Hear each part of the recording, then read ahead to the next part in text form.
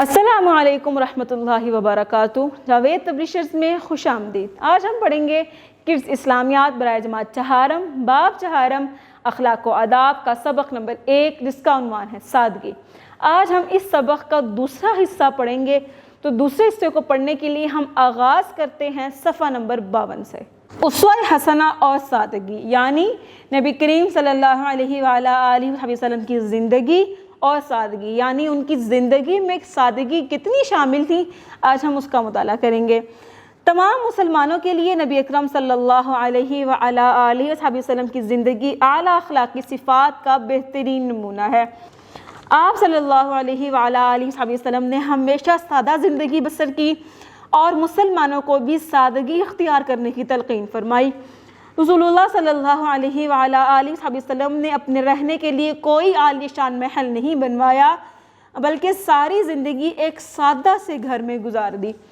اب اگر آپ صلی اللہ علیہ وآلہ وسلم چاہتے تو اپنی زندگی میں ایک محل نہیں کتنی محل بنوا سکتے تھے، کیونکہ ان کو اللہ تعالیٰ نے یہ ایک آفر دی تھی کہ اگر آپ چاہیں تو آپ حضرت سلیمان علیہ السلام سے بھی زیادہ مال و دولت والے ہو سکتے ہیں، یعنی لیکن یہ یاد رکھیے گا کہ یہ سارا مال و دولت ایک دن ختم ہو جائے گا۔ تو آپ صلی اللہ علیہ وسلم نے اس چیز کو پسند نہیں کیا تھا۔ اور دوسری بات یہ یاد رکھیے گا کہ اگر سادگی اپنانا اچھی عادت نہیں ہوتی، اچھی بات نہیں ہوتی یا کوئی بری بات ہوتی، تو اللہ تعالیٰ نہ تو اپنے نبی کو یہ اپنانے کا حکم دیتا، اور ہم یہ بھی دیکھتے کہ جتنے بھی اللہ کے نیک بندے اور پیغمبر اور جتنے بھی انبیاء 1,24,000 گزرے ہیں، ان میں سے کسی نے بھی اپنے لیے محل، کوٹھی، بڑا گھر، بڑی آرام رہائش یہ چیزیں نہیں بنائیں، بلکہ اپنے لیے سادگی کو پسند فرمایا۔ اس لیے ہمیں بھی چاہیے کہ ہم بھی اپنے لیے سادگی کو پسند فرمائیں۔ اگر اللہ تعالیٰ چاہتے، اگر آپ صلی اللہ علیہ وسلم تو چاہتے، تو اپنے لیے بیش بہا گھر، بیش بہا نعمتیں، آرام، سکون میں گزار دیتے۔ لیکن ایک بات یہ بھی، ایک واقعہ آپ کو سناتی چلوں۔ ایک مرتبہ آپ صلی اللہ علیہ وسلم کی زوجہ نے، آپ صلی اللہ علیہ وسلم کی بیوی نے آپ صلی اللہ علیہ وسلم کے آرام کا خیال کرتے ہوئے آپ صلی اللہ علیہ وسلم کے جو بستر ہوتا ہے اس کو تھوڑا سا نرم کر دیا۔ جب صبح آپ صلی اللہ علیہ وسلم کو فجر کی نماز کے لیے اٹھنے میں تھوڑی سی مشکل پیش آئی، نیند کا غلبہ رہا، تو آپ صلی اللہ علیہ وسلم نے فرمایا کہ مجھے اس طرح کی نیند نہیں چاہیے جو مجھے فجر کی نماز سے غافل کر دے، اور وہ نرم بستر کو اٹھا کر سادہ بستر بچھانے کی تلقین فرمائی۔ تو اس سے بھی اندازہ لگائیے کہ نرم بستر کو بھی پسند نہیں فرمایا، کہ یہ بھی اللہ سے دوری کا سبب بنتا ہے۔ آپ صلی اللہ علیہ وآلہ وسلم کو سامان آرائش بالکل پسند نہ تھا۔ آپ صلی اللہ علیہ وآلہ وسلم اللہ تعالیٰ کے پیارے محبوب تھے۔ آپ صلی اللہ علیہ وآلہ وسلم کو کس چیز کی کمی ہو سکتی تھی، لیکن آپ صلی اللہ علیہ وآلہ وسلم نے سادگی کو اپنایا۔ آپ صلی اللہ علیہ وآلہ وسلم کا لباس سادہ مگر نفیس ہوتا تھا، اس میں فخر اور غرور کا پہلو بالکل نہیں جھلکتا تھا، یعنی کپڑوں کے اندر فخر اور غرور نہیں آتا تھا کہ وہ پہن کر اکڑ انسان کے اندر آ جائے، ایسا نہیں ہوتا تھا۔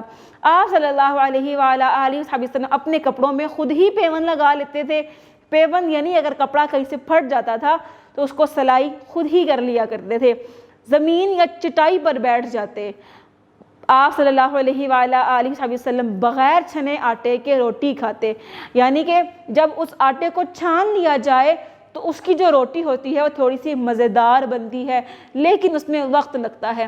تو آپ صلی اللہ علیہ وسلم نے اپنی پوری زندگی میں کبھی بھی چھنے ہوئے آٹے کی روٹی نہیں کھائی، بلکہ موٹے آٹے کی روٹی کھائی، تاکہ نہ وقت ضائع ہو اور نہ ہی انسان سادگی کے پہلو سے نکل کر جائے۔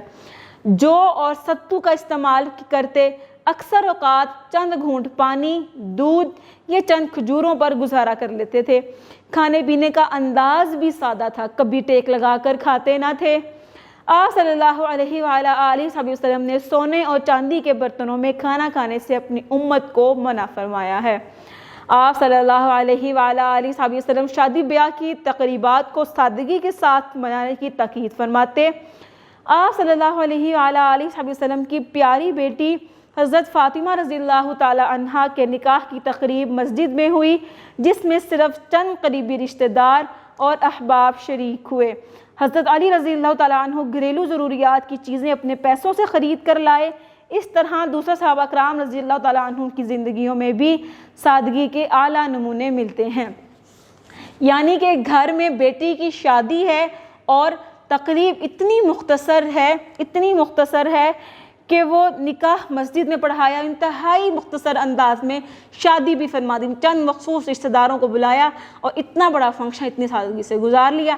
یہ صرف انہی کی زندگی میں نہیں بلکہ دوسرے صحابہ کو بھی اس کی تلقین کی، اور ان کی زندگی میں بھی ایسی مثالیں ملتی ہیں کہ صحابہ کی شادی ہو گئی اور کتنے ہی صحابہ کو، کتنے ہی رشتہ داروں کو نہیں بلایا، اتنی سادگی سے شادی بھی ہو گئی۔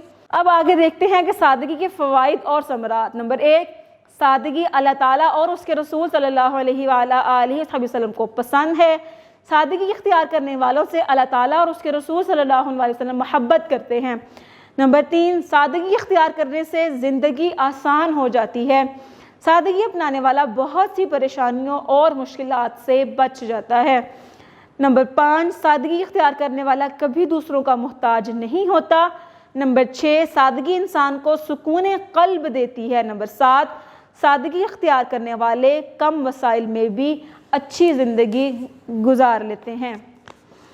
ہمیں بھی حضور اکرم صلی اللہ علیہ وآلہ وسلم کی اسوہ حسنہ اور صحابہ کرام رضی اللہ تعالیٰ عنہ کے طرز عمل پر چلتے ہوئے زندگی کے ہر معاملے میں سادگی کو اپنانا چاہیے اور نمود و نمائش، تکلف اور بناوٹ سے اجتناب کرنا چاہیے۔ اگر ہم اپنی زندگی سادہ انداز میں اور تکلف سے اجتناب کرتے ہوئے گزاریں گے تو ہمیں جسمانی اور ذہنی سکون ملے گا۔ سادگی اپنانے سے اللہ تعالیٰ اور اس کے پیارے حبیب صلی اللہ علیہ وآلہ وسلم سے خوش ہوں گے اور یقیناً ہماری دنیا اور آخرت بہتر ہوگی۔